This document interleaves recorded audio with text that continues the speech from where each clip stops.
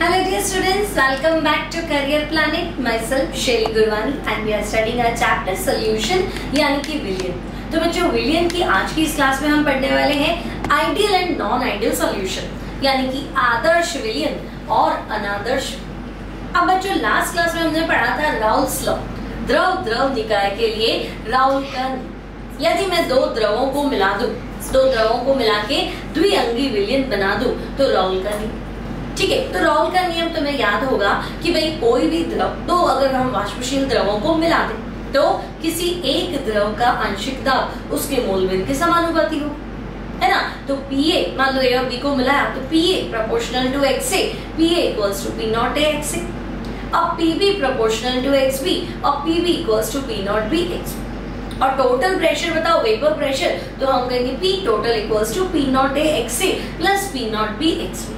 अब आपको लगेगा मैं राउल्स लॉ क्यों बता रही हूँ जब मैंने कहा आदर्श और अनादर्श विलियन पढ़ेंगे। तो बच्चों आदर्श विलियन होता ही वही है जो राउल के नियम का पालन करता है। ठीक है, कोई भी टेम्परेचर हो, कोई भी प्रेशर हो, कोई भी कंसंट्रेशन हो, तो वे विलियन जो ताप और दाब की सभी सीमाओं पर राउल के नियम का पालन करते हैं, उन्हें हम बोलेंगे आदर्श विलियन, ideal solution which follows Raoult's law over the entire range of temperature and pressure. कोई भी टेम्परेचर दे दो, कोई भी प्रेशर दे दो, ताप और दाब की सभी सीमाओं पर आदर्श विलियन है क्योंकि राउल के नियम का पालन कर।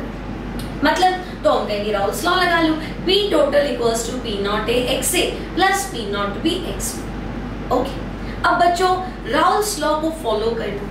क्यों फॉलो हो रहा है, आइडियल सॉल्यूशन क्यों है, तो आपको ध्यान रखना है हम ऐसे दो लिक्विड मिलाएंगे जो एक ही फैमिली से बिलोंग करते हैं, एक ही कैटेगरी के हो। मतलब मुझे नॉन पोलर में नॉन पोलर मिलाना चाहिए, अध्रुवीय विलायक में अध्रुवीय विलायक मिलाना चाहिए, ध्रुवीय विलायक में ध्रुवीय विलायक को भी उसी फैमिली का मिलाना चाहिए। ठीक है, तो आदर्श विलियन मतलब आप मेथेनॉल में एथेनॉल मिला लो, बेंजीन में टोलुइन मिला लो, हेप्टेन में ऑक्टेन मिला लो, हेक्सेन में हेप्टेन मिला लो, CCl4 कार्बन टेट्राक्लोराइड में SiCl4 मिला दो, सिलिकॉन टेट्राक्लोराइड। ठीक है, या कोई एक हेलो एल्केन में दूसरा हेलो एल्केन मिला लो, या ब्रोमोबेंजीन में क्लोरोबेंजीन मिला लो। तो सेम फैमिली के मेंबर्स अगर आप मिलाओगे तो वो हो जाएंगे आइडियल सॉल्यूशन यानी कि राउल के नियम का पालन करें। तो बच्चों पहले हम स्टार्ट करते हैं क्या होता है आइडियल सॉल्यूशन। तो देखो फर्स्ट स्लाइड है हमारे पास आदर्श विलियन। तो वे सभी विलियन जो ताप और दाब की सभी सीमाओं पर राउल के नियम का पालन करते हैं, आदर्श विलियन कहलाते हैं। कोई समस्या नहीं, कोई पूछा आदर्श विलियन क्या है तो हम कहेंगे जो राउल के नियम का पालन करता है। आदर्श विलियन क्या है, जो राउल के नियम का पालन करता है। तो राउल का नियम क्या है, तो हम कहेंगे अगर हम दो वाष्पशील द्रवों को मिलाएं तो P total should be equal to P naught A XA plus P naught B XB। तो जो आइडियल सॉल्यूशन होगा, आदर्श विलियन होगा, वो इस समीकरण का पालन करेगा। ठीक है, तो P total equals to P naught A XA plus P naught B XB। कोई समस्या नहीं। अब बच्चों आइडियल सॉल्यूशन, अगर मैं 1 लीटर द्रव A मैं 1 लीटर द्रव B मिलाऊं तो दोनों मिलके 2 लीटर होंगे। समझे, आपको कहोगे कि ना 1 लीटर मिलाएंगे 2 ही तो होता है, नहीं, डिपेंड करता है। मान लो द्रव A और द्रव B क्रिया कर लेते, नए बंध बना लेते, अणुपास आ जाते तो 2 लीटर से थोड़ा कम हो जाएगा, मान लो 1.99 हो गया, है ना। और अगर A और B अपने पुराने बंधों को तोड़ देते, है ना, A में काफी आकर्षण था, मैंने B मिला दिया तो B ने क्या किया, A के आकर्षण को कम कर दिया, A को दूर कर दिया, बीच में B आ गया, अणु दूर हो गए। तो 1 लीटर मिलाऊंगी तो हो सकता है 2.01 हो जाए। ठीक है, तो ना किसी प्रकार का कोई आकर्षण हो, ना किसी प्रकार का कोई प्रतिकर्षण, है नहीं, ना काहू से दोस्ती, ना काहू से बैर। मतलब अगर मैं लिक्विड A मैं लिक्विड B मिलाऊं तो कोई आकर्षण नहीं दिखाना है, आपने कोई बॉन्ड नहीं बनाना, आपने कोई रिलेशनशिप नहीं दिखाना, और ना ही कोई लड़ाई झगड़ा करना है, कोई प्रतिकर्षण भी नहीं होना चाहिए। ठीक है, यानी 1 लीटर में 1 लीटर मिलाया तो सीधा साधा मुझे 2 लीटर आंसर चाहिए, ना तो कम चाहिए ना ज्यादा चाहिए। तो ये तभी होगा जब ना किसी प्रकार का आकर्षण हो, ना किसी प्रकार का प्रतिकर्षण। तभी तो मैं कह रही हूँ एक ही फैमिली के मेंबर्स मिलाओ, है ना, तो वो मिक्सअप हो जाते हैं, है ना, उनमें इस तरह से किसी प्रकार का इंटरेक्शन या रिपल्शन, किसी प्रकार की अंतर क्रियाएं नहीं होती। ठीक है, तो भाई अगर मैं 1 लीटर द्रव A में 1 लीटर द्रव B मिलाऊं तो मुझे आंसर 2 लीटर ही चाहिए। मतलब इन विलयनों के लिए बच्चों डेल्टा V मिक्स, तो हम कहेंगे डेल्टा V मिक्स क्या हो, 0। आयतन में परिवर्तन क्या होना चाहिए, 0। तो ये भी हो गया आइडियल सॉल्यूशन की कंडीशन। ठीक है, अब बच्चों अगर मैं 1 लीटर द्रव A 1 लीटर द्रव B मिलाऊं तो तुमने कहा 2 लीटर आना चाहिए। ठीक है, क्यों आना चाहिए, किसी प्रकार का आकर्षण नहीं होना चाहिए, किसी प्रकार का नया बंध नहीं बनना चाहिए। तो तुम सोचो अगर बंध बनता तो ऊर्जा निकलती, तो हम कह रहे नहीं बंध बनना ही नहीं चाहिए, मतलब ऊर्जा तो नहीं निकली।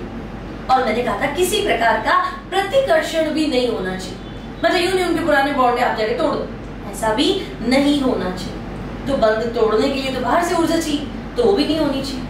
मतलब न तो ऊर्जा अवशोषित होगी न ही ऊर्जा उत्सर्जित होगी, तो हम लेंगे आइडियल है। तो बच्चों आइडियल विलयन के लिए, आदर्श विलयन के लिए डेल्टा H मिक्स, तो हम कहेंगे डेल्टा H मिक्स कितना होगा, C। अगर मैं 2 द्रवों को मिलाऊं तो न तो किसी प्रकार का बंध बनता है, न ही पुराने बंध जो है वो टूटते हैं, तो न उसमें अवशोषित होती है न उत्सर्जित होती है, यानी delta H mix equals to C। अगर ऐसा है तो आइडियल सॉल्यूशन आदर्श विलयन है। ओके, तो 3 पॉइंट तो हमारे क्लियर हो। 4th पॉइंट, तो बच्चों इतनी देर से हम कह रहे हैं कि एक ही फैमिली के मेंबर्स मिलाओ, एक ही सीरीज मिलाओ, अल्कोहल में अल्कोहल मिलाओ, है ना, एरोमेटिक में एरोमेटिक हाइड्रोकार्बन मिलाओ, ठीक है, एल्कीन में एल्कीन मिलाओ, आइडियल बन जाएगा। ठीक है, तो हम कहेंगे मतलब A और B में आकर्षण बल, मैं A और B को मिला रही हूँ, एक द्रव A है दूसरा द्रव B है, तो A और B में जो आकर्षण बल है मिलाने के बाद वो वैसा ही होना चाहिए जो A में था, जो B में था।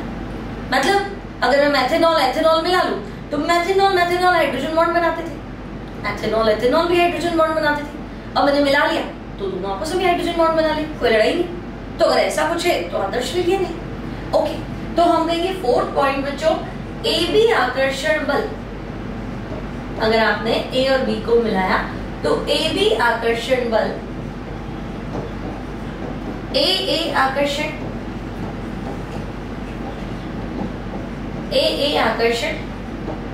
व BB आकर्षण के समान होते हैं।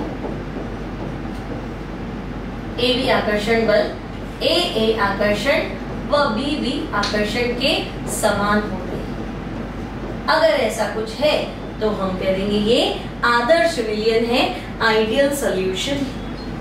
ठीक, तो बच्चों आदर्श विलयन की कंडीशन आपको समझ में आ गई है ना। हम कहेंगे भाई जो राउल्स लॉ को फॉलो करेगा, जो राउल के नियम का पालन करेगा वो आदर्श विलयन। ओके, फिर इनके लिए P total equals to P naught A x A plus P naught B x, Raoult's law तो यही। फिर delta V mix 0, delta H mix 0, AB आकर्षण तो तुमको वैसा ही दिखेगा जो AA था और जो BB था। ओके, अब बच्चों आप उदाहरण बता दो, एग्जाम्पल्स ऑफ आइडियल सॉल्यूशन, आदर्श विलयन के उदाहरण। तो बच्चों सेम कैटेगरी के बताना, तो हम कहेंगे ओके आप ऐसा करो, नॉर्मल हेक्सेन में नॉर्मल हेप्टेन मिला दो। ठीक, तो बच्चों normal hexane plus normal heptane हम कहेंगे आदर्श विलयन है। ओके, या फिर तो मेथेनॉल में एथेनॉल मिला, ठीक है, तो वही मेथेनॉल प्लस एथेनॉल ये भी क्या है, तो हम कहेंगे ये आदर्श विलयन है। और तो तुम बेंजीन में टॉलुइन मिला,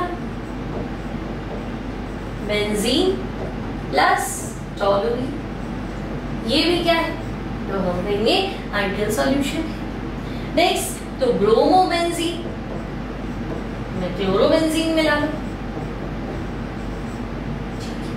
ब्रोमोबेंजीन प्लस क्लोरोबेंजीन ये भी क्या है, तो बच्चों ये भी आदर्श विलयन है। या फिर क्या करेंगे, तो आप मिलाइए CCl4 प्लस SiCl4, तो देखो एल्केन में एल्केन मिलाया, अल्कोहल में अल्कोहल मिलाया, हाइड्रोकार्बन एरोमेटिक हाइड्रोकार्बन में एरोमेटिक हाइड्रोकार्बन मिलाया, है ना, हेलोएरीन में हेलोएरीन मिलाया, CCl4 SiCl4, टेट्राहेलाइड में टेट्राहेलाइड मिलाया। तो ये क्या बनेंगे, तो ये बनेंगे आदर्श विलयन। ठीक है, चेक कर लो स्लाइड बच्चों। फर्स्ट स्लाइड आपकी क्लियर, सेकेंड स्लाइड भी क्लियर। ठीक है, हेलो एरी में हेलो एरी, हेलो एल्केन में हेलो एल्केन भी लिख सकते हैं बच्चों। मान लो मैथिल ब्रोमाइड में मैथिल क्लोराइड मिला दिया, तब भी आइडियल बन जाए। ठीक है, अब आपको आइडिया तो लग गया कि हाँ करना क्या है, ले देखिए। ठीक है, तो ये हो गया आइडियल सॉल्यूशन के एग्जांपल्स।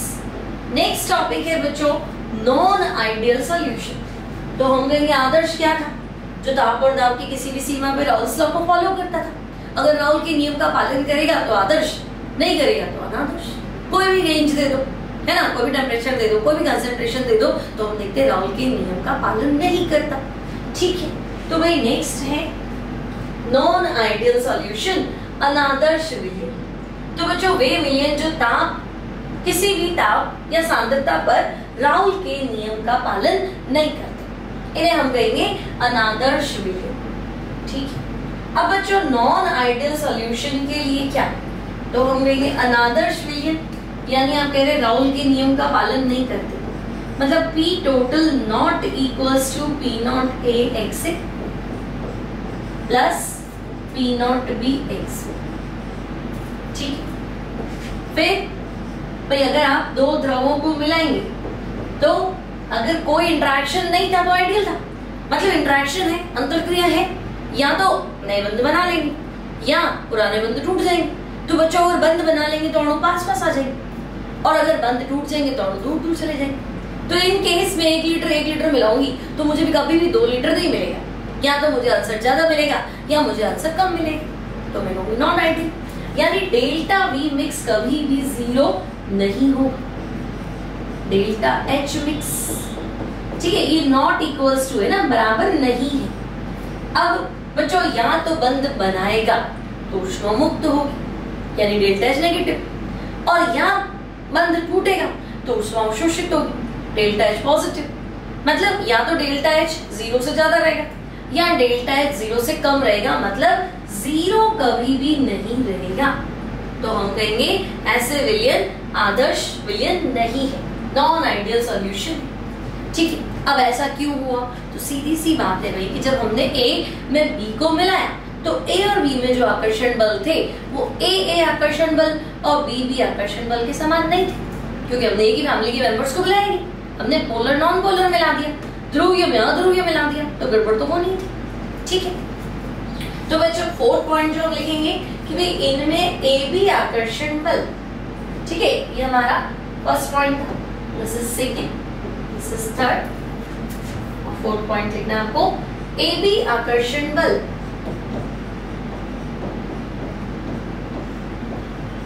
AB आकर्षण बल AA आकर्षण बल व BB आकर्षण बल से भिन्न होते हैं। AB आकर्षण बल AA आकर्षण बल व BB आकर्षण बल से डिफरेंट होते हैं, भिन्न होते हैं।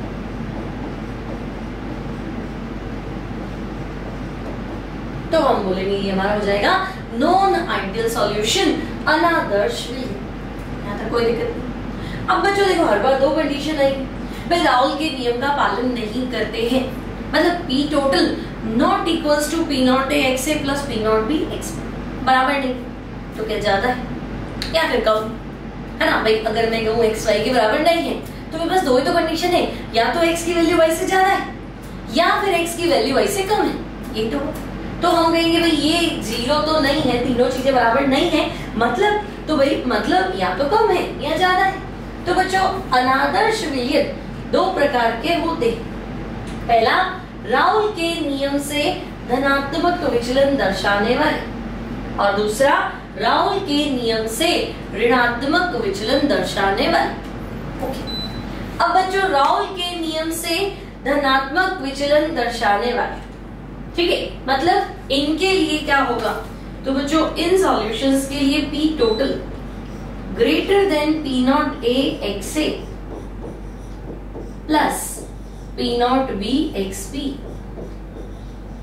समझे मेरी बात, राउल के नियम से धनात्मक विचलन, मतलब इनका आंसर राउल के नियम से ज्यादा आएगा, तो ज्यादा आएगा तो P total greater than P naught A X से greater than P naught B X plus P naught B X. Okay, अब इनका डेल्टा वी मिक्स भी ग्रेटर देन 0 क्यों हुआ, मैं सारी चीजें मैं अभी एक्सप्लेन करूंगी। डेल्टा एच मिक्स भी ग्रेटर देन 0, और बच्चों 3 पॉइंट ग्रेटर इसलिए होते हैं क्योंकि 4 पॉइंट लेसर होता है।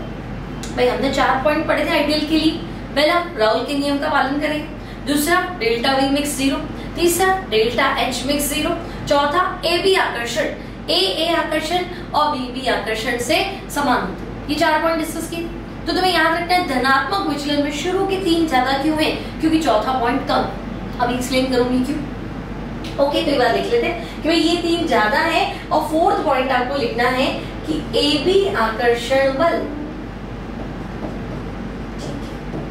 ए बी आकर्षण बल, ए आकर्षण बल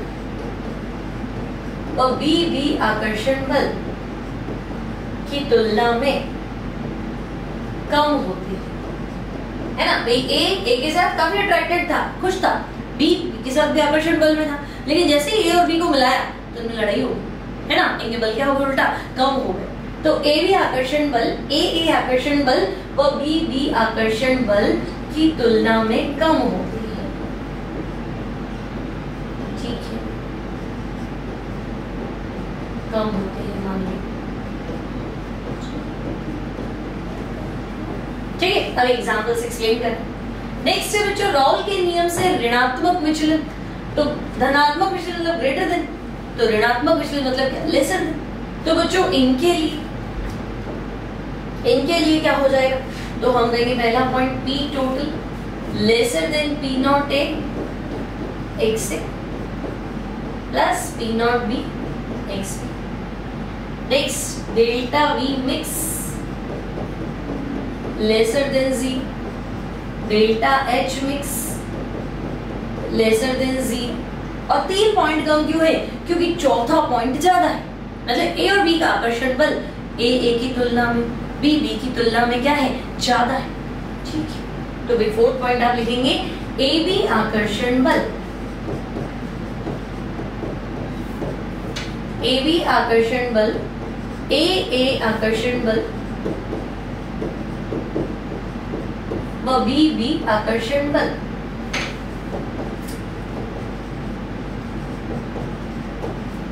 बी बी आकर्षण बल की तुलना में अधिक होते हैं, ठीक है बच्चों, ज्यादा है, अधिक होते हैं। तो अगर ज्यादा है तो हम कहेंगे राउल के नियम से ऋणात्मक विचलन। अब एक्सप्लेन करेंगे कैसे, भाई धनात्मक कैसे है, ऋणात्मक कैसे। तो बच्चों पहला टॉपिक हम पढ़ते हैं राउल के नियम से धनात्मक विचलन दर्शाने वाले। तो अब मुझे बताओ राउल के नियम से धनात्मक विचलन दर्शाने वाले कैसे। तो हमने कहा राउल के नियम से धनात्मक मतलब आंसर राउल्स लॉ से ज्यादा आना चाहिए, ठीक है। कैसे,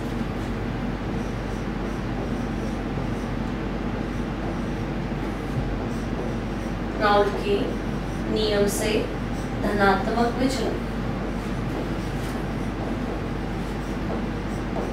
पॉजिटिव डेविएशन फ्रॉम राउल्स, ठीक है। कैसे राउल्स लॉ से धनात्मक विचलन, तो बच्चों देखो हम क्या करते हैं, जब एथेनॉल में साइक्लोहेक्सेन मिलाते हैं, ठीक, एथेनॉल मतलब एथिल अल्कोहल, मिलाया क्या, तो बच्चों हम मिलाएंगे साइक्लोहेक्सेन। तो आपने मिलाया एथेनॉल में साइक्लोहेक्सेन। अब तुम सोचो अल्कोहल तो ध्रुवीय है और साइक्लोहेक्सेन क्या है, अध्रुवीय। ध्रुवीय में अध्रुवीय, गड़बड़ तो आप कर रहे, एक फैमिली तो मिला नहीं रहे हो, ठीक है। देखते हैं तो एथेनॉल में साइक्लोहेक्सेन मिलाते हैं तो हुआ क्या बच्चों, तो देखो एथिल अल्कोहल, तो बच्चों एथिल अल्कोहल ऐसा C2H5OH, C2H5OH ethyl alcohol, again C2H5OH, ठीक है, अगेन C2H5OH, और अल्कोहल जब मैंने कह दिया बच्चों, तो जब मैं कह रही हूँ अल्कोहल तो तुम्हें पता होना चाहिए में हाइड्रोजन बॉन्ड है ना भाई, हाइड्रोजन पॉजिटिव ये नेगेटिव, इसमें हाइड्रोजन बॉन्ड, अगेन ये हाइड्रोजन पॉजिटिव ये नेगेटिव, इसमें क्या है हाइड्रोजन बॉन्ड। ठीक है, तो अल्कोहल आपस में खुश था है ना, हाइड्रोजन बॉन्ड की वजह से मॉलिक्यूल पास में थे, अंतराणु हाइड्रोजन बंध, इंटरमॉलिक्यूलर हाइड्रोजन बॉन्ड, इंटर मतलब बीच में, मॉलिक्यूलर मतलब अणुओं के मध्य, तो भाई अल्कोहल के बीच में हाइड्रोजन बॉन्ड है, फिर अल्कोहल के बीच में हाइड्रोजन बॉन्ड, तो अल्कोहल खुश था कि हाँ भाई मैं हाइड्रोजन बॉन्ड से अपने अणुओं को जोड़े हुए हूँ। बीच में कौन है साइक्लोहेक्सेन। अब इस साइक्लोहेक्सेन क्या करेगा बच्चों, यहाँ अगर आएगा तो तुम सोचो इसके बॉन्ड तोड़ के बीच में शिफ्ट हो है ना। अगर मैं कहूँ कि साइक्लोहेक्सेन को मिलाओ तो साइक्लोहेक्सेन क्या करेगा, दो लिक्विड में लिक्विड मिलाएंगे तो तेल और पानी तो है नहीं जो अलग ना मिक्स ही ना, मिक्स तो होंगे। ठीक है, तो भाई मिक्स तो होंगे लेकिन होगा क्या, तो साइक्लोहेक्सेन यहाँ बीच बीच में आएगा। अब तुम खुद देख, अल्कोहल में हम साइक्लोहेक्सेन मिलाते हैं तो गड़बड़ तो होगी है ना। जब एथेनॉल में साइक्लोहेक्सेन मिलाते हैं तो एथेनॉल में उपस्थित हाइड्रोजन बंध क्या हो गया, गायब हो गया क्या, देखो एथेनॉल में पहले से प्रेजेंट है, तो एथेनॉल में उपस्थित हाइड्रोजन बंध, तो मैं कहूंगी वो तो गए, भूल जाओ। तो उपस्थित कौन से हाइड्रोजन बंध थे, अंतराण मॉलिक्यूल्स को जोड़ के रखने वाले, तो हम कहेंगे एथेनॉल में उपस्थित अंतराणुक हाइड्रोजन बंध टूट जाते हैं। ठीक है, तो क्यों, क्योंकि बीच में कौन आ गया, साइक्लोहेक्सेन आ गया है ना, तथा साइक्लोहेक्सेन के अणु उनके मध्य में आ जाते हैं। अब ये तो लड़ाई हो गई, आपने दो चीजों को मिलाया तो नई जो चीज घर में आई उससे पुराने वाले तो बॉन्ड ही तोड़ दी। ठीक है, तो साइक्लोहेक्सेन के अणु मध्य में आ जाते हैं। ओके, मान लिया। अब क्या, बॉन्ड्स टूटे तो अणु दूर हो गए, क्या बोलो, बंध टूटे तो अणु क्या हो गए, दूर हो गए। यहाँ बंध टूटे तो अणु दूर हुए। ठीक है, जिससे अणु दूर दूर चले जा रहे हैं। अब तुम सोचो अणु दूर दूर गए, यानी मैं 1 लीटर में 1 लीटर मिलाऊं तो 2 लीटर तो नहीं आएगा, उत्तर जो है वो 2 लीटर से ज्यादा आएगा, क्योंकि मैंने 2 लिक्विड मिक्स किए तो दूर हो गए। तो 1 लीटर 2 लीटर नहीं, 2 लीटर से ज्यादा, अणु दूर चले गए, तो delta V mix greater than 0 हम देंगे। हाँ, अब भाई अणु दूर दूर चले गए, मुझे वाष्प बनाना है, तो तुम कहोगे मैडम पहले ही कंपैरेटिवली इजी है, पहले तो एथेनॉल आपस में जोड़े हुए थे है ना, होल्ड कर लेते थे, एक दूसरे को पकड़ लेते थे, हल्का गर्म होने पे वाष्प नहीं बनाते थे। क्यों, क्योंकि उनके बीच में बॉन्ड्स थे, तो जैसे कोई जाता दूसरा पकड़ ले, दूसरा जाता तीसरा पकड़ ले, आपस में जुड़े हुए थे। लेकिन अब तो सब अलग हो गए है ना, अब तो कोई रिलेशन ही नहीं, तो अब क्या होगा, जल्दी वाष्प बनाएंगे। तो तुम कहना चाहते हो अच्छा P total greater then P0A XA plus P0 B XB, तो हम कहेंगे हाँ जल्दी वाष्प बनाएंगे, फॉर्मूले के अकॉर्डिंग चलेंगे तो मतलब ही नहीं, जल्दी बनेगा। ठीक है, फिर आप कह रहे हो अणु दूर दूर चलेगा मतलब delta V mix greater than 0, तो हम कहेंगे हाँ बिल्कुल। अब बच्चों बंध टूटा, तो बंध टूटने में तो ऊष्मा चाहिए है ना, भाई कोई बंध टूटता है तो बॉन्ड टूटेगा, कोई चीज को तोड़ना है मुझे, तो एनर्जी तो मैं ही दूंगी ना, तभी तो टूटेगा। तो हम कहेंगे हाँ बंध टूटा मतलब एनर्जी तो बाहर से एब्जॉर्ब करेगा, तो delta H mix greater than 0, ऊष्मा चाहिए मतलब डेल्टा H पॉजिटिव, तो delta H mix greater than 0। और ये तीनों चीजें ज्यादा क्यों हुई, क्योंकि आकर्षण बल कम। देख पहले बेचारे अच्छे खासे आकर्षण बल थे, अब आकर्षण बल कम। तो मैंने तुम्हें कहा था 3 चीजें ज्यादा आएंगी, क्योंकि चौथा पॉइंट क्या हो जाएगा, लेसर। तो धनात्मक विचलन, राउल के नियम से धनात्मक विचलन, देखो मैंने बताया था कि शुरू के 3 पॉइंट ग्रेटर रहेंगे क्योंकि 4th पॉइंट वीक रहेगा, कम रहेगा। तो A और B मतलब अल्कोहल और साइक्लोहेक्सेन में आकर्षण बल पहले जैसे नहीं। अब आपको लगेगा अल्कोहल में तो हाइड्रोजन बॉन्ड था, साइक्लोहेक्सेन ने आके डिस्टर्ब किया, साइक्लोहेक्सेन भी डिस्टर्ब हुआ। Cyclohexane non polar अध्रुवीय।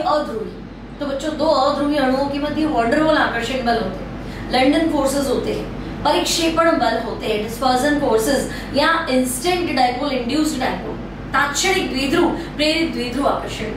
ठीक है, कोई इतने नाम नहीं याद रखेंगे तो हम सोचेंगे कि चलो वॉन्डरवॉल फोर्स, तो वही वॉन्डरवॉल फोर्स थे ना, आपने बीच में अल्कोहल डाला तो वो बेचारा साइक्लोहेक्सेन से दूर हो गया, फिर कोई बंध भी नहीं बनाया उसके साथ है ना, और सेम फील भी नहीं आया, चलो अल्केन में अल्केन मिला लेते तो सेम फील आता, वो भी नहीं था। ठीक है, तो वो डिस्टर्ब है ना, तो उनके आकर्षण बल कम हुए, इसलिए तीनों चीजें क्या हो गई, अणु दूर दूर हो गए तो आयतन बढ़ गया। बंद टूटने के लिए एनर्जी वहां से ली, जीरो हो गया, ग्रेटर देन जीरो हो गया, और जल्दी वाष्प बनाने लगे तो धनात्मक विचलन हो गया राउल्स लॉ से, P total greater than P not x से plus P naught B x।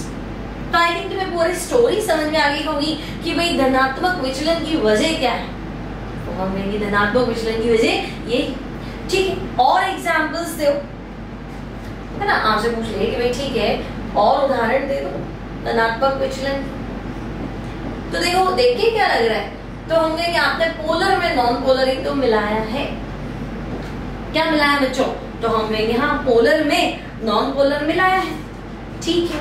तो भाई पोलर में नॉन पोलर मिलाया तो और कुछ बताओ, तो हम कहेंगे देखो भाई एथेनॉल साइक्लोहेक्सेन, मान लो कोई कहते हैं एथेनॉल जल, तो एथेनॉल जल तो हाइड्रोजन बॉन्ड बनाते, कोई तकलीफ थी नहीं, है ना, एथेनॉल जल, तो तुम सोचो पानी में अल्कोहल वाइन जो होती है घुल जाती, क्यों, क्योंकि हाइड्रोजन बॉन्ड बनाती, तो बॉन्ड तो बन रहा है, तो बॉन्ड तो बन रहा है भाई, एथेनॉल पहले से हाइड्रोजन बॉन्ड था, जल में पहले से हाइड्रोजन बॉन्ड था, मिलाया तो भी बना, तो भी लड़ाई क्या है, एक ही फैमिली हुई, एक फैमिली कैसे हुई, अल्कोहल पीना, वाइन पीना, पानी पीना फर्क नहीं है, फैमिली एक नहीं है ना। तो हम कहेंगे कि एथेनॉल और जल में क्या था, जल में दो हाइड्रोजन बॉन्ड थे, जल का एक अणु द्रव अवस्था में दो हाइड्रोजन बॉन्ड बनाता है, आपने एथेनॉल मिलाया तो उस बेचारे का एक हाइड्रोजन बॉन्ड तो टूट गया, दो थे ना पहले पास में थे, एक अल्कोहल मिलाया तो दो की जगह एक बॉन्ड बना, तो अणु दूर हो जाए, ध्यान रखना, गड़बड़ करते बच्चे इसमें, ठीक है। तो हम कहेंगे चलो भाई अन्य उदाहरण में हम लिख लेते हैं एथेनॉल प्लस जल, ठीक। अब बच्चों एथेनॉल प्लस एसीटोन, तो तुम देखो एसीटोन हालांकि ध्रुवीय है लेकिन हाइड्रोजन बॉन्ड तो नहीं बना पाएगा ना इसके साथ, ठीक है। तो एथेनॉल प्लस एसीटोन अलग अलग फैमिली है, तो ethanol plus acetone, ethanol plus जल, और उदाहरण लिखते हैं तो एसीटोन प्लस बेंजीन, ठीक है। तो एसीटोन प्लस बेंजीन क्यों, तो एसीटोन ध्रुवीय है लेकिन बेंजीन तो अध्रुवीय है ना, एसीटोन प्लस बेंजीन, देख ध्रुवीय में अध्रुवीय मिलाया जा रहा है, ठीक है। फिर तो हम कहेंगे भाई एसीटोन प्लस, एसीटोन ध्रुवीय है, अध्रुवीय और ले लो, तो कार्बन डाई सल्फाइड CS2, ठीक है। या फिर कोई भी अल्कोहल ले लो उसमें CCl4 मिला लो, तो तुम कहोगे अल्कोहल में हाइड्रोजन बॉन्ड है, CCl4 अध्रुवीय है। तो याद रखना है भी जब भी धनात्मक विचलन हो तो ट्रिक क्या आजमाएंगे, तो तुम लिखोगे अच्छा ठीक है ध्रुवीय में अध्रुवीय मिलाऊंगा तो धनात्मक विचलन हो जाएगा, एक तो होना चाहिए ध्रुवीय, दूसरा होना चाहिए अध्रुवीय। जरूरी नहीं हर बार ऐसा हो, क्योंकि एथेनॉल जल दोनों ध्रुवीय है लेकिन मैंने वजह बता दी, एथेनॉल एसीटोन दोनों ध्रुवीय लेकिन वजह थी क्या क्या हाइड्रोजन बॉन्ड थे, इसमें हाइड्रोजन बॉन्ड नहीं है ना, तो अणु दूर होने ही आपको वजह खोजनी है कि भाई अणु दूर होंगे उसका रीजन क्या है, तो आपको रीजन पता करना, ठीक है। और ध्रुवीय अध्रुवीय है तो कोई सोचने वाली बात ही नहीं है, पोलर में नॉन पोलर मिलाओगे तो होना ही, ठीक है। तो ये हो गया positive deviation from Raoult's law, Raul के नियम से धनात्मक विचलन, ठीक है। अब बताओ राउल के नियम से ऋणात्मक विचलन, ठीक है। तो बच्चों नेक्स्ट हम आते हैं राउल के नियम से ऋणात्मक विचलन।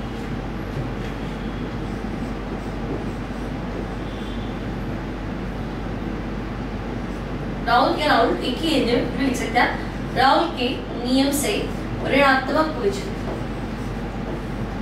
अब बच्चों मैंने तुम्हें अभी बताया कि ऋणात्मक विचलन मतलब P total lesser than P naught A X A plus P naught B X B, मतलब वाष्प दाब है ही नहीं इतना जितना होना चाहिए, उल्टा कम।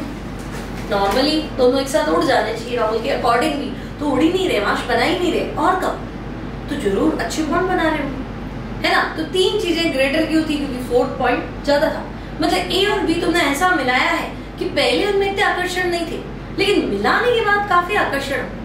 फॉर एग्जाम्पल तो बच्चों हम देखेंगे जब हम क्या करते हैं, जब हम एसीटोन व क्लोरोफॉर्म को मिलाते हैं, तो एसीटोन ध्रुवीय है ना, क्योंकि एसीटोन में द्विध्रुव आकर्षण होता है, ठीक। और क्लोरोफॉर्म ClCl ध्रुवीयता बहुत कम होगी, है ना, अध्रुवीय नहीं कह सकते लेकिन बहुत कम ध्रुवीय।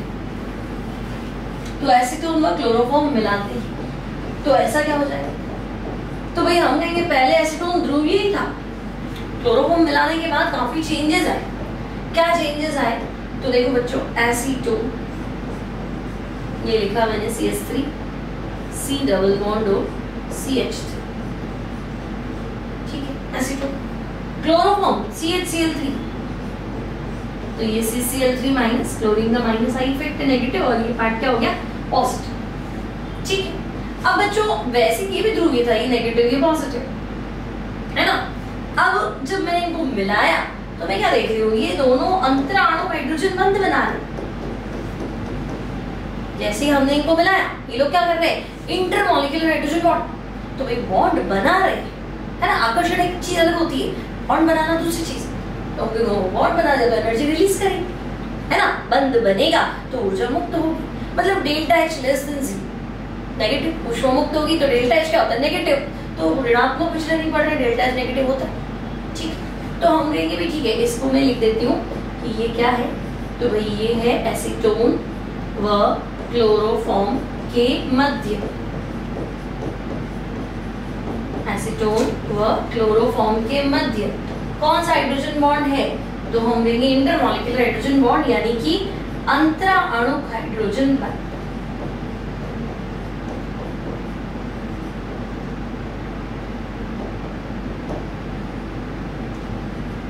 ठीक है, अंतराणुक हाइड्रोजन बॉन्ड। तो बच्चों जब हम एसीटोन व क्लोरोफॉर्म को क्या कर रहे हैं, मिला रहे हैं, तो क्या हो, तो एसीटोन और क्लोरोफॉर्म को मिलाते हैं तो ये आपस में क्या कहते हैं, ये आपस में मिलकर अंतराणुक हाइड्रोजन बंध बनाते हैं, ठीक है, आपस में मिलकर अंतराणुक हाइड्रोजन बंध, ठीक है। इंटरमॉलिक्यूलर हुआ बच्चों, दो अणुओं के बीच में, ठीक है। अंतराणु मतलब इंटरमॉलिक्यूलर, इंग्लिश में याद रखेंगे ज्यादा सही रहेगा ये, इंटर यानी बिटवीन, मॉलिक्यूलर यानी मॉलिक्यूल्स के बीच में, तो इंटरमॉलिक्यूलर हाइड्रोजन बॉन्ड बनाते हैं, ठीक है। जिससे क्या हो, तो बंध बनाने के लिए दो मॉलिक्यूल्स को पास आना पड़े, जिससे अणु पास पास आ जाते हैं, ठीक है, जिससे अणु पास पास आ जाते हैं। अब बच्चों अगर अणु पास पास आ गए, है ना, तो delta V mix less than 0, 1 litre 1 litre मिलाऊंगी 2 लीटर आएगा ही नहीं, अणु पास पास आ गए, 2 लीटर से कम आएगा, और तो कह रहे नेगेटिव डेविएशन है, delta V mix less than 0 होगा, ठीक है। तो दूसरी बात भी प्रूफ होगी, तो ठीक है, अणु पास पास आ जाते हैं, ओके।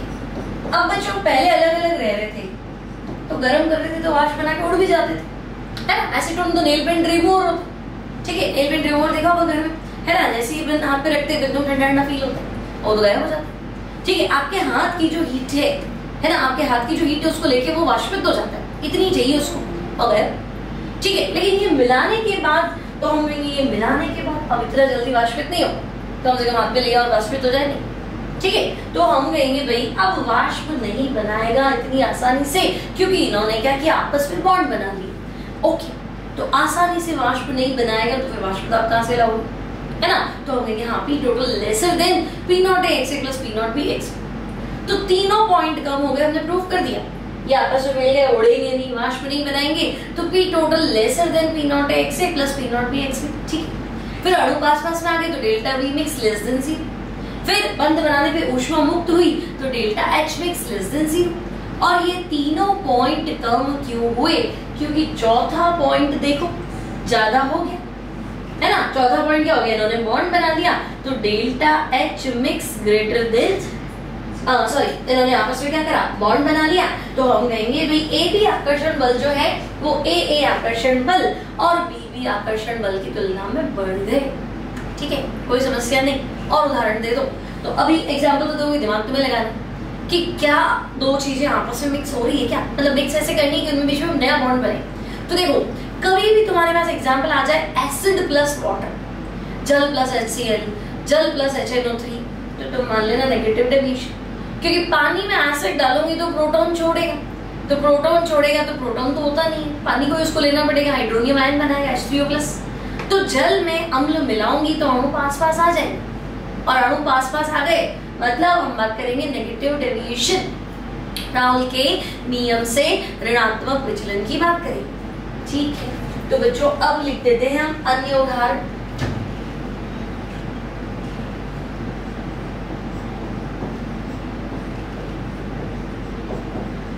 अन्य उदाहरण तो तुम्हें क्या ध्यान रखना है कि भाई अब मैं ध्रुवीय में अध्रुवीय नहीं मिलाऊंगी, ध्रुवीय में अध्रुवीय मिलाते ही गड़बड़ हो जाएगी, अणु दूर चले जाएंगे।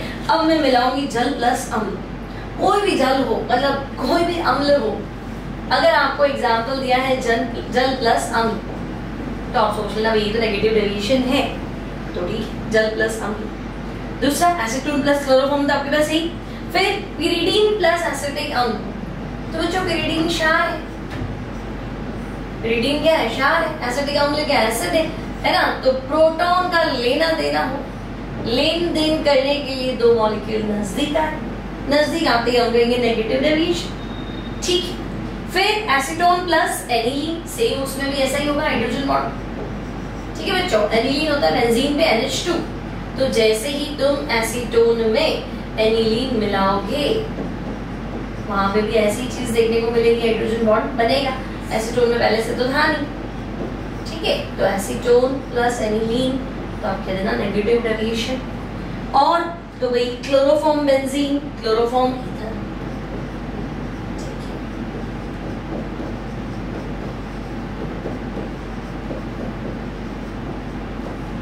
Chloroform benzene, chloroform ether, ether भी कौन सा डाइएथिल ईथर। ठीक है, अब ये कुछ एग्जांपल्स आपको ध्यान रखने हैं बच्चों। तो यहाँ कंप्लीट हुआ हमारा नॉन आइडियल सॉल्यूशन, अनादर्श विलयन। ठीक है, तो मैं कहूँ आदर्श विलयन तो तुम कहोगे राहुल के नियम का पालन करेगा, अनादर्श विलयन राहुल के नियम का पालन नहीं करेगा। तो नहीं करेगा तो क्या, तो हम कहेंगे या तो आंसर ज्यादा आएगा या राहुल के नियम से आंसर कम आएगा। मतलब P total greater than P naught A X से, या P total lesser than P naught A X से plus P naught B X से, उधर है जोड़ लेना।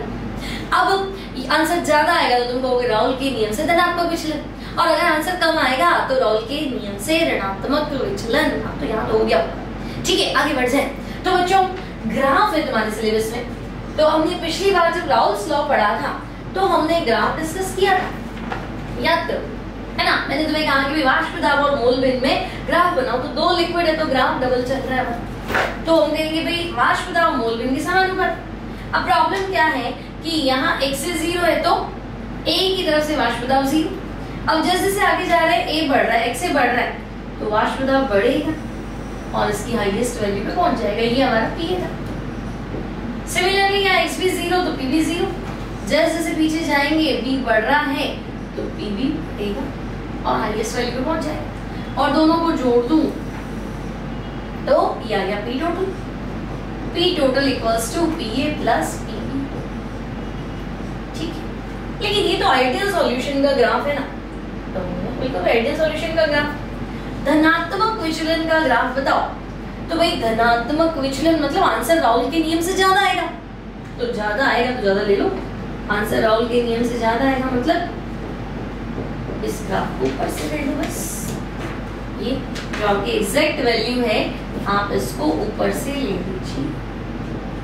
ठीक है, तो तीनों बार तुम्हें इसको आंसर को ऊपर उड़ाना है। तो ये हो गया कौन सा, तो मैं कहूंगी ये राहुल के नियम से धनात्मक विचलन का ग्राफ है, फर्स्ट वाला।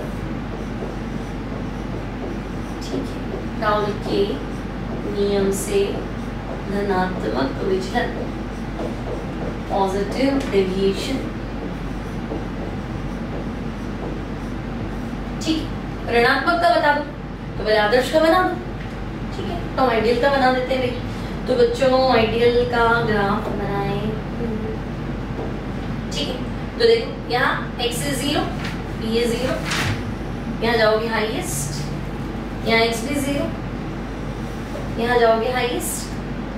ठीक है, अब ये ऊपर नीचे हो सकता है ना, जरूर थोड़ा कि दोनों द्रवों का वाष्प दाब बराबर ही हो, आगे पीछे हो सकता है, उसमें तो टेंशन नहीं लेना है। तो यहाँ है p, यहाँ है pb, और इन दोनों को ऐड करने पे आ गया बच्चों p टोटल। तो p total equals to pa plus, अब मैं कह रही हूँ कि नहीं, राउल के नियम से ऋणात्मक विचलन, मतलब आंसर जो है वो राउल के नियम से कम आएगा। तो आप क्या करेंगे, इस ग्राफ में डैश डैश को अपनी लाइन से नीचे बना देंगे। ऋणात्मक विचलन मतलब आंसर कम आएगा तो हल्का सा कम कर दो उसको, तो ये लाइंस ऐसे आ जाएगी।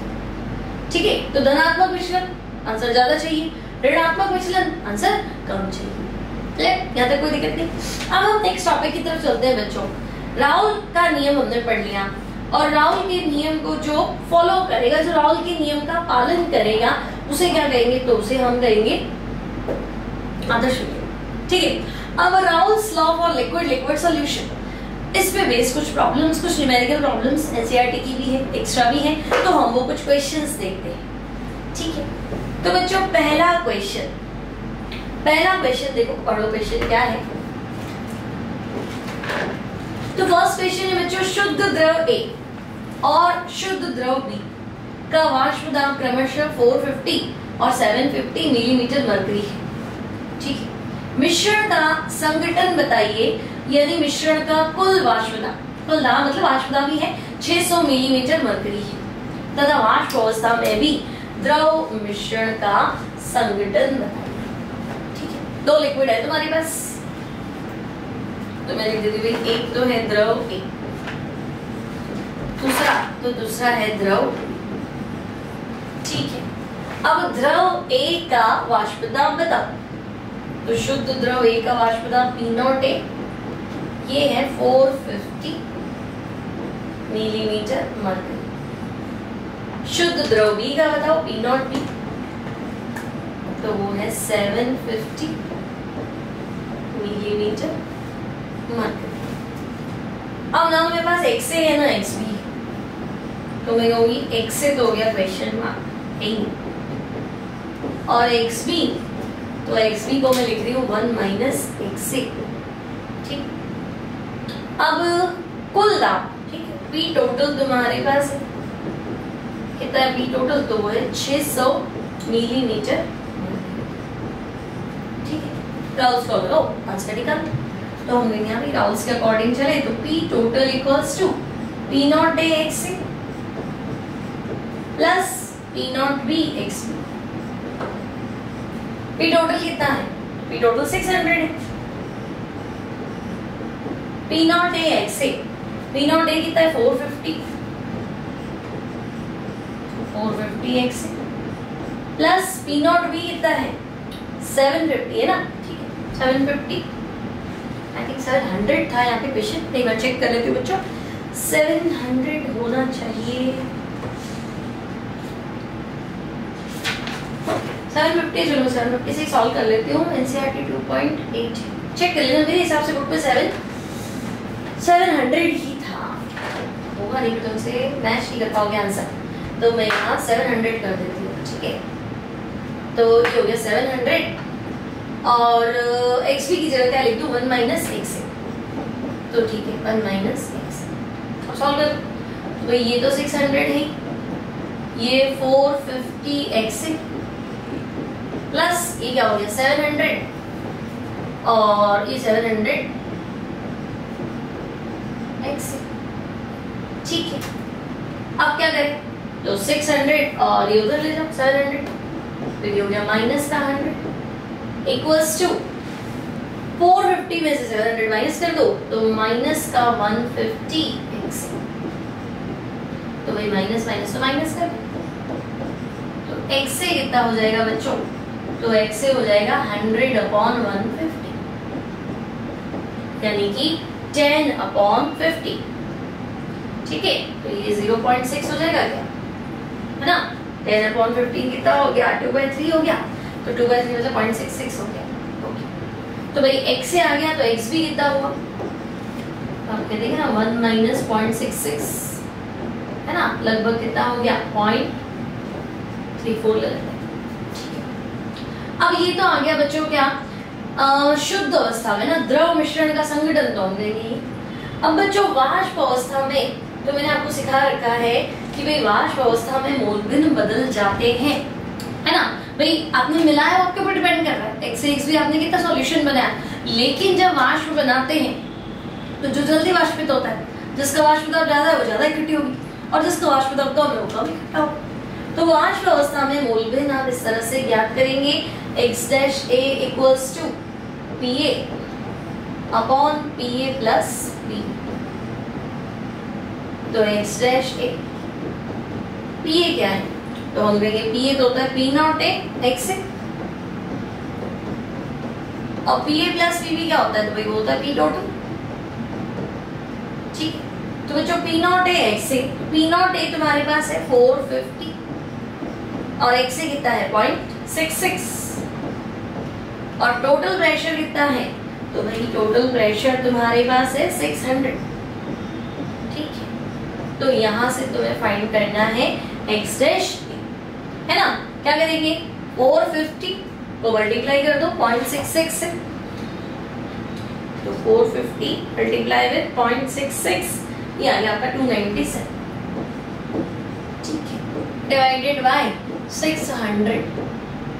ओके, तो 297 डिवाइडेड बाय 600 ये हो गया 0.49। ठीक है, अभी अगर डेटा बुक से मैच ना करे तो पैटर्न तो यही रहेगा, पैटर्न में दो चेंज नहीं है। मान लो मैंने 750 की जगह 700 करा दिया, नहीं हुआ बुक में तो कर लेना, उससे कर लेना, उसमें क्या दिक्कत है ना। आंसर तो सेम ही है, पैटर्न तो सेम ही रहेगा, आंसर तो तुम खुद ही निकाल दोगे। ठीक है, तो ये है एनसीईआरटी 2.8 इंटेक्स से मैच करता हुआ क्वेश्चन, शायद सेम ही हो। चलो आगे बढ़ते हैं, नेक्स्ट क्वेश्चन है बच्चों, नेक्स्ट क्वेश्चन है, देखो दो द्रवों A व B को मिलाने पर आदर्श विलयन बनता है। ठीक है, यदि 300 केल्विन ताप पर 1 मोल A व 3 मोल B को मिलाने पर विलयन का कुल वाष्प दाब 550 मिलीमीटर मरकरी।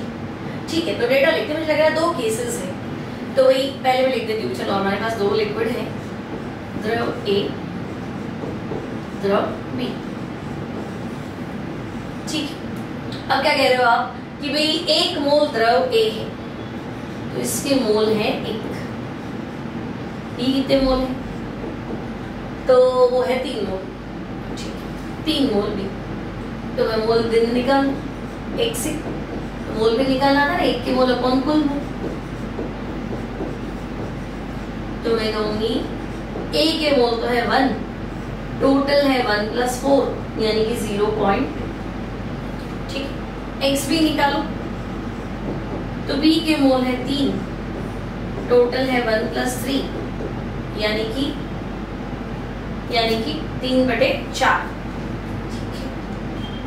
ठीक है, 1 मोल A और B कितना है 3 मोल है, तो ये मुझे यहाँ 3 करना चाहिए, 1 + 3 तो 1/4।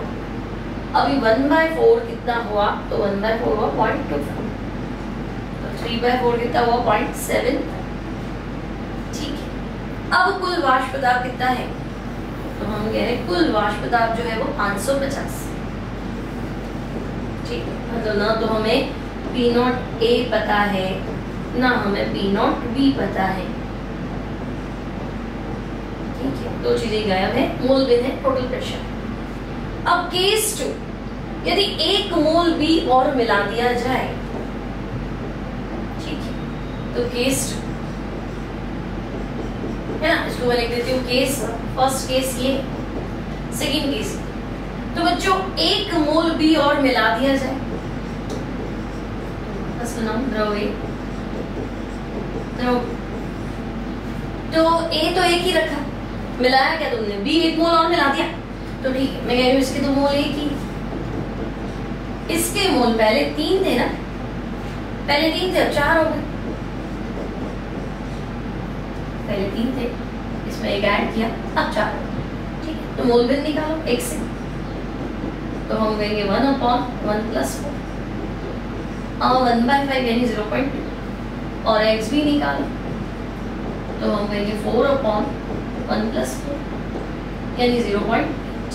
ठीक है, अब क्या करें, तो P naught A P naught B फिर नहीं, विलयन का वाष्प दाब 10 मिलीमीटर से घट जाता है, मतलब P टोटल जो है पहले 550 था, अब विलयन का वाष्प दाब 10 मिलीमीटर से घट जाता है, तो क्या हो गया भाई अब तो ये 540 हो गया। अब भी तुम्हारे पास ना तो पी नॉट ए है ना ही पी नॉट बी है। क्या पूछा है? ए व बी की शुद्ध अवस्था में वाष्प दाब बताओ। तो भाई तुम्हें ए और बी की शुद्ध अवस्था में वाष्प दाब बताने। क्वेश्चन तो तुम्हें समझ में आ ही गया हो। पहले लिक्विड ए था, लिक्विड बी था, है ना, इनके मोल्स दे दिए, टोटल प्रेशर दे दिया। ओके, इसके बाद में थोड़ा चेंजेस हुआ। क्या चेंजेस हुआ? तो भाई आपने क्या किया है भाई, तो आपने बी मिला दिया। कितना मिला दिया? तो बी 1 मोल और मिला दिया। ठीक है, 1 मोल बी और मिलाते ही मोल बिन फिर बदल गया, है ना। और यहाँ थोड़ा सा चेंजेस, ठीक है, यहाँ से क्वेश्चन लिखेंगे 10 मिलीमीटर घट नहीं जाता, 10 मिलीमीटर बढ़ जाता है। ठीक है ना, जेई में पूछा जा चुका है बच्चों क्वेश्चन। तो हम कहेंगे चलो भाई 10 मिलीमीटर बढ़ जाता है, तो पहले 550 तो था ही, अब 10 बढ़ जाता है, क्या फर्क पड़ता है, उससे भी सॉल्व तो हो ही जाता। ठीक है, लेकिन आपको इंटरनेट पे यही क्वेश्चन मिलेगा, इसलिए मैंने सही कर दिया इसको। तो भाई 10 मिलीमीटर बढ़ जाता है, तो पहले 550 था, अब मैंने इसको कर दिया 560। ओके, अब क्या करें? तो अब बनाइए 2 समीकरण। ठीक है, अब बनाएंगे 2 समीकरण। कौन सी? तो देखो, पहले टोटल फॉर्मूला तो याद है ना, राउल्स लॉ पे काम चल रहा है। P total equals to P naught A x A plus P naught B x B। Problem क्या है कि P naught A नहीं है और P naught B भी नहीं है, दोनों डेटा में से कोई बात नहीं, 2 केस भी तो है। तो P total तो मैं कहूंगी पहले 550 है। ठीक है, P total 550 है। P naught A पता नहीं, x A कितना है, तो x A है 0.25। P नॉट बी तो पता नहीं, एक्स बी कितना है 0.75। ठीक है, और सेकेंड केस दाम बढ़ गया तो मुझे उसको ऊपर लिख देती हूँ ना, बड़ा वैल्यू मुझे ऊपर चाहिए, तो 560। P नॉट ए फिर नहीं पता, हाँ लेकिन एक्स से कितना है 0.2। P नॉट बी अगेन हमें नहीं पता, लेकिन एक्स बी है हमारे पास, कितना है एक्स बी 0.8। ठीक है, तो मैं इसको 0.8 से मल्टीप्लाई करूँ। अब ये हो गई हमारी इक्वेशन 1 कर दूं, इसको इक्वेशन 2 कर देती हूँ, क्या फर्क पड़ेगा, किसी को 1 2 लिख दो। अब क्या करें, तो मैं माइनस तो कर दूं, पर डेटा सेम तो है नहीं। अभी डेटा सेम नहीं है, 0.2 है, 0.25 है, या 0.8 है और 0.75 है, तो मैं चलो तो कर लेंगे, कोई दिक्कत नहीं। ठीक है, अभी अगर मैं इसको 5 से मल्टीप्लाई कर लूँ तो 5 2 10 है ना, और इसको मैं 4 से मल्टीप्लाई कर लूँ तो भी कितना हो जाएगा 25 into 4 100 हो जाएगा। ठीक है, मतलब 1 1 आ जाएगा दोनों तरफ, है ना। ये 0.2 है, 5 से मल्टीप्लाई कर लो तो ये 1 बन जाएगा, और इसको 4 से मल्टीप्लाई कर लो तो ये भी 1 बन जाएगा, ताकि मैं इसको कैंसिल कर सकूं, है ना। तो मैं क्या कर रही हूँ, इक्वेशन 1 को मल्टीप्लाई कर रही हूँ 5 से, और माइनस करना है ताकि ये कटे। इक्वेशन 2 को मल्टीप्लाई कर लेती हूँ 4 से, और फिर माइनस कर। ठीक है, तो इसको मैं 5 से मल्टीप्लाई कर रही हूँ, है ना, 560 वाले को। ठीक है, 560 में देखो मोल फ्रैक्शन 0.2 और 0.8 है, और 550 वाले में मोल फ्रैक्शन 0.25 और 0.7। ठीक है, तो 560 को 5 से मल्टीप्लाई कर लो तो 2500 और 300 2800 आ जाएगा, है ना, और इसको 4 से मल्टीप्लाई कर लो तो 2200 आ जाएगा। ठीक है, मेरे पास सॉल्व होना चाहिए, ये तो देखो ऊपर वाला 2800 है, नीचे वाला 2200। P नॉट है, ये दोनों 1 1 बन जाएंगे कैंसिल। अब ये 4 है और ये 3 है, तो माइनस करो, तो P नॉट बी की वैल्यू आ गई 600। ठीक है, तो P नॉट बी की वैल्यू अगर 600 है तो यहाँ 600 वापस यहाँ रख दो, है ना। इक्वेशन 3 में P नॉट बी का मान रख दो, ये जो हमने आगे कहाँ से आई, है ना। तो मेरे पास है 2800 equals to P naught A मुझे फाइंड करना है, प्लस 4 इंटू कितना आया 600। ठीक है, तो ये 2400 हो गया। तो P नॉट ए कितना हो जाएगा 2800 माइनस 2400, तो ये आ जाएगा 400 मिलीलीटर। ठीक है, सिंपल है। AIEEE होता था पहले, उस पर क्वेश्चन आ चुका है ना, सेम मिल जाएगा आपको। तो यहाँ तक आई थिंक कोई दिक्कत नहीं है, सिंपल गाउस लॉ पे बेस्ड क्वेश्चन है। एक दो क्वेश्चन और देख लेते हैं बच्चों एनसीईआरटी से रिलेटेड। तो नेक्स्ट क्वेश्चन है एनसीईआरटी 2.16। तो देखो बच्चों, हेप्टेन और ऑक्टेन मिलकर आदर्श विलयन बनाते हैं, ठीक है। आदर्श विलयन आती है, हम कहेंगे राउल्स के नियम का पालन करेगा, ठीक है। तो वही हेप्टेन और ऑक्टेन मिलकर आदर्श विलयन बनाते, तो मैं लिख देती हूँ यहाँ पे, तो हो गया हेप्टेन, ठीक है, और यहाँ हो गया ऑक्टेन, ठीक। अब बच्चों हेप्टेन का फॉर्मूला चाहिएगा तुम्हें यहाँ पे C7, हाइड्रोजन डबल से दो ज्यादा होते हैं, है ना बच्चों। एल्केन का फॉर्मूला याद है ना, CnH2n+2, तो 7 है तो n की वैल्यू तो 14 और 2 16, और ऑक्टेन में n की वैल्यू 8 है, तो H कितना हो जाएगा 16 और 2 18, ठीक है। डबल से दो एक्स्ट्रा, डबल से दो एक्स्ट्रा, ओके। अब क्या करें, तो वाष्प दाब दे रखे 26 ग्राम हेप्टेन है, 35 ग्राम ऑक्टेन है। तो पहले मैं वेट से सॉल्व करके उसको ना, बाहर कितना है, तो भाई ये है 26 ग्राम, और वो कितना है, तो वो है 35 ग्राम, ठीक है। बाहर आ गया, और वो बाहर निकाली, तो बच्चों C7 यानी कि 12 इंटू 7 प्लस 1 इंटू 84 प्लस 60, तो 84 और 16 कितना हो गया, 84 और 16 100 ही हो गया, ठीक है। यहाँ चले तो यहाँ अणुभार निकालने की कोशिश करें, तो 12 इंटू 8 प्लस 1 इंटू 96 और 80, तो 96 और 18 आई थिंक 114, ठीक है। अब यहाँ निकालेंगे मोल, तो बच्चों मोल होता है भार बटे अणु, वहां पे भी निकालेंगे मोल,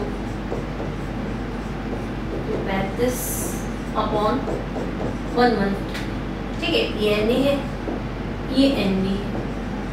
अब इनके वाष्पदाब भी दे रखे, देखो A का वाष्पदाब कितना है, P0 तो दे रखा है क्या 105.2 किलो पास्कल, है ना। हेप्टेन वाले का है 105.2 किलो पास्कल, और ऑक्टेन वाले का है बच्चों कितना है 46.8 किलो पास्कल, तो 46.8 किलो पास्कल,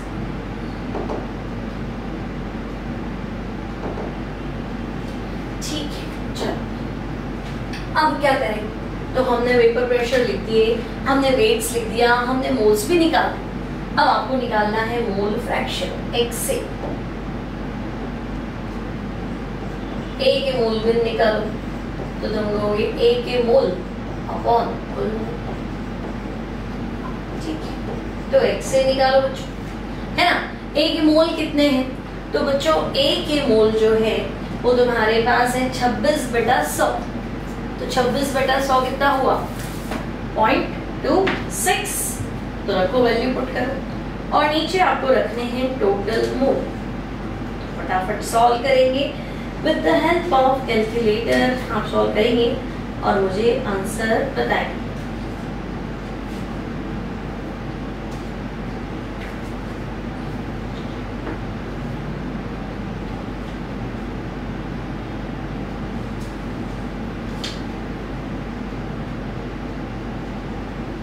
तो 0.26 और 0.307 मैं लिख देती हूँ, यहाँ पे तो हो गया 0.26, यहाँ पे हो गया 0.307, ठीक है ना। कैलकुलेशन तो करनी पड़ेगी भाई, ओके। तो मैंने रखा 0.26 अपॉन 0.26 प्लस 0.307, इसको सॉल्व कर, और x भी कितना आ जाएगा, तो 1 माइनस x, तो x भी बताओ, ठीक है। तो अभी पहले ऐड करना फिर डिवाइड करना, कैलकुलेटर से भी गलती हो जाती है ना। तो पहले 0.26 और 0.307 को ऐड करोगे, उसके बाद में सॉल्व करोगे, उसको 0.26 में डिवाइड करोगे तो आएगा 0.46, ठीक है भाई, तो ये 0.46 और 1 माइनस 0.46 तो 54 हो जाएगा ना, तो ये 0.54 1900। हाँ ओके, अब क्या करना है, तो अब तो सिंपल ही है ना, क्या पूछा है इसने, मिश्रण का वाष्प दाब। थर्ड स्टेप में आ जाओ, तो हम देंगे ओके भाई, P total equals to P naught A XA plus P naught B XB। ठीक है, अब P टोटल इक्वल्स टू, तो बच्चों P नॉट A 105.2, XA कितना है 0.46, P नॉट B कहाँ गया, P नॉट B है 46.8 मल्टीप्लाई विद XB, तो XB कितना है 0.54। ठीक है, अब इसको सॉल्व कर लो। तो बच्चों इसको सॉल्व करोगे तो तुम्हें फाइनली जो तुम्हारा आंसर होना चाहिए that will be 73.664 kilo pascal. ठीक है, चेक करेंगे, final answer will be 73.664 kilo pascal. तो सिंपल है बच्चों, डायरेक्ट राउल्स लॉ पे बेस्ड क्वेश्चन है आपका, है ना। अब कुछ और क्वेश्चन है हमारे पास, सॉल्व कर रखे मैंने, तो हम डायरेक्ट समझ लेते हैं। तो देखो बच्चों, नेक्स्ट जो क्वेश्चन है तुम्हारे पास वो है 100 ग्राम द्रव A, ठीक है, अणुभार 140 को 1000 ग्राम द्रव B अणुभार 120 में 180 में घोला गया। यदि शुद्ध द्रव B का वाष्प दाब 500 टॉन है, तो शुद्ध द्रव A का वाष्प दाब ज्ञात करो यदि विलयन का कुल वाष्प दाब 475 है। मतलब ले देखिए तुम्हारे पास फॉर्मूला वही है, कुल वाष्प दाब यानी P total, P naught A find करना है, P नॉट B 500, XA और XB मोल भिन्न तो तब ज्ञात करेंगे जब मोल होंगे, मोल नहीं है लेकिन भार और अणुभार दोनों है। तो मैंने लिखा द्रव A द्रव B, भार 100 ग्राम अणुभार 140, मोल 100/140 यानी 0.7। द्रव B भार 1000 ग्राम अणुभार 180, तो मोल आ गया 5.5। या तो कोई समस्या नहीं।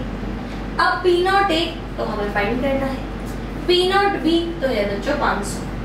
ठीक है, अब XA, तो XA क्या, A के मोल अपॉन कुल मोल, तो बच्चों A के मोल है 0.714 और कुल मोल है 0.714 प्लस 5.5। ठीक है, तो ये आ गया 0.114, कैलकुलेशन कर लो। अब बच्चों XA आ गया तो XB भी आ जाएगा, 1 माइनस XA वैल्यू पुट कर लो।